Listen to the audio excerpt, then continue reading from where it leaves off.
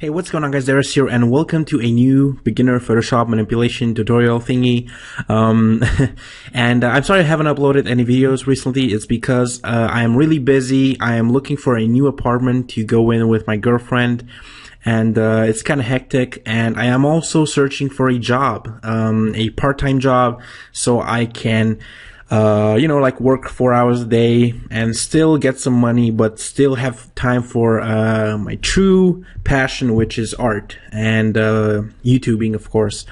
And in this tutorial today, we're going to be learning how to do these kind of things that you're seeing right now in the background, which are these glowing animal fur thingy. We're going to be learning how to do this, and it's not that complicated. It's actually really easy.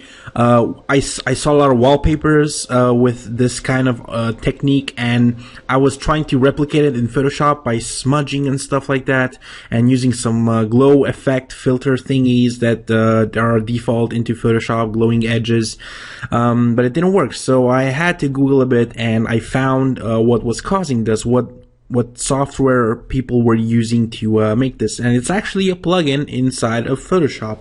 Well, you actually have to buy it or download a trial version of it, but yeah, it works. So let's hop into Photoshop and let's see how this thing works. So there's a filter that does this, and it's called fractalius from Redfield. I'm going to post a link in the description so you can download the demo or buy the filter. Now, I am a filter junkie. I have a lot of filters. Right now you're not seeing much because I recently reinstalled Photoshop, but I have like a lot of filters. I'm just addicted to it. I have to have every single filter I can get my hands on. Yeah, so let's hop into Fractalius and see how it goes. So I have this stock image of the lion, and I'm going to just start Fractalius. So right off the bat, you're in Fractalius, and this picture right here in the preview is not much.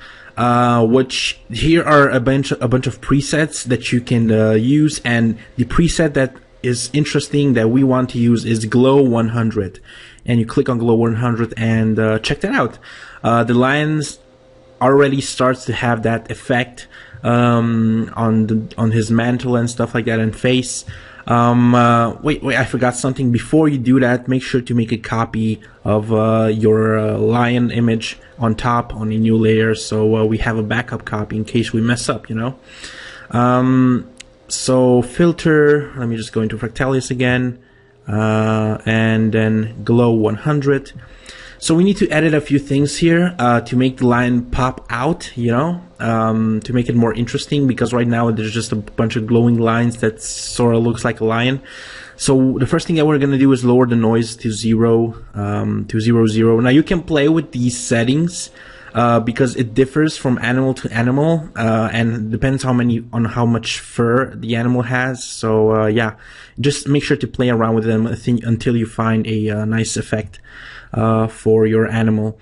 Then the scarify, we're going to just increase this, so it's going to basically make it glow more, just like this.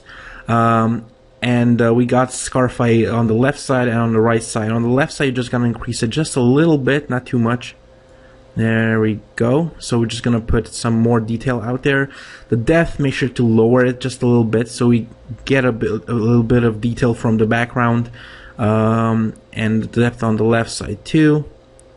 There we go. So we just get a bit more light, you know. The diffusion, let me see. Yeah, you can just increase the diffusion here and maybe lower it here. Let me see. Doesn't really do much for the line. The radius, make sure to decrease the radius on the right side so we can get more detail here, and also on the left side just a little bit. So it just sharpens the details. The line width, if you don't like thick lines, you can just lower it so it has more detailed lines. You can play around with the sharpness and stuff like that. What's this line width? Let's see that it glows. I'm just gonna play around with the settings a bit. Probably you're gonna play with the depth. Let's see. If you set the depth to the maximum, which is 74, it's going to darken all the areas that are not important. inside of the picture, and it's just going to leave some sort of outline, you know. So I'm just gonna, you know, play around a bit, scarify, maybe lower it a bit, and maybe higher. Let's see. So it's just trial and error, you know. Let me see. Yeah, noise makes it a bit more blurry, which is good. There we go. Maybe increase the, oh no, there we go. Oh, there we go. The depth here really gives a lot of detail in. That's good. On the left side. There we go. Let's play around with the diffusion. Okay, that seems fair enough. The saturation, you can increase it just a little bit, you know, just to give a bit more color. You can actually put it to the maximum. You can play around the brightness, like if you want a brighter lion, sorry, or not. I'm just going to increase it just a little bit. Okay, so now I'm just going to apply this filter to the lion, and yeah, I'm gonna see you guys in a bit because this is gonna take a bit. Alright, welcome back, and check that out. That lion looks fantastic. The problem is that when you do this, the eyes kind of, you know, like you don't see the eyes anymore. And if you like this effect, and if you don't want the eyes, then if you think it looks better without the eyes, then good. That's your preference. But even the wallpapers that I saw, and you know, the where this effect was applied, I saw people leaving the eyes, and it's pretty important that you leave the eyes because we're gonna make it look even cooler with the eyes.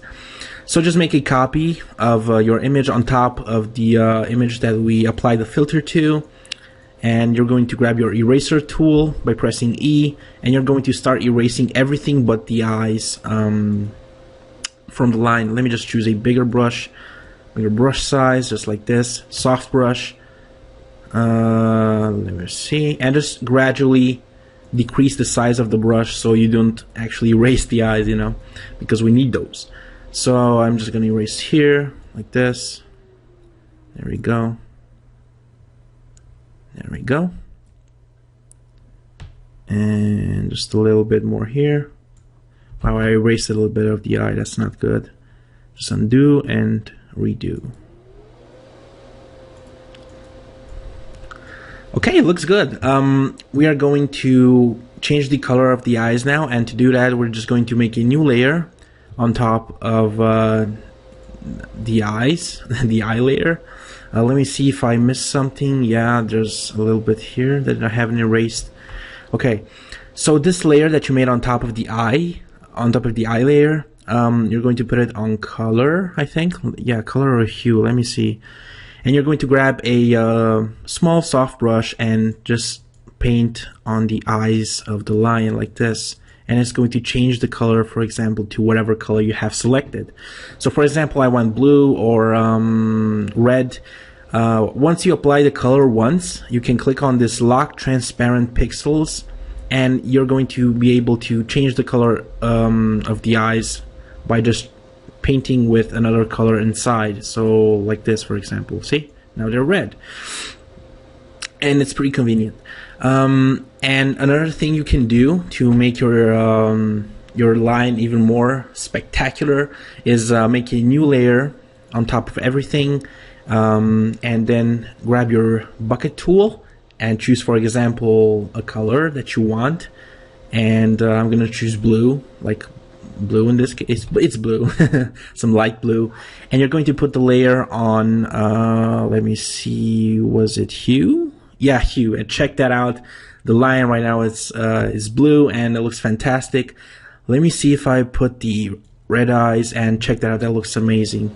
It's a really great effect, and it can lead to spectacular things.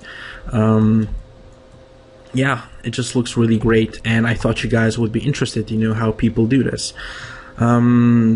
Yeah, so I think this is the end of the tutorial. I mean, the end result is pretty nice. I'm pretty satisfied with it. You can also change the color. For example, instead of blue, let me try green, for example, or what's this, magenta, or yeah, it just looks fantastic. It's a fantastic effect. Let me try this one. Play around with the colors, you know. They're all red. I want to see red. Yeah, it looks pretty great. But I'm pretty fond of the blue right now because it looks really cool. So I hope you enjoyed this small tutorial, and I will post the links in the description with all the things that you need. I will link you to some animal stocks that you can use to test this effect yourself and, you know, have fun with it. Hope you enjoyed the tutorial. Make sure to subscribe for more. Welcome to the new subscribers, and yeah, see you guys in a bit.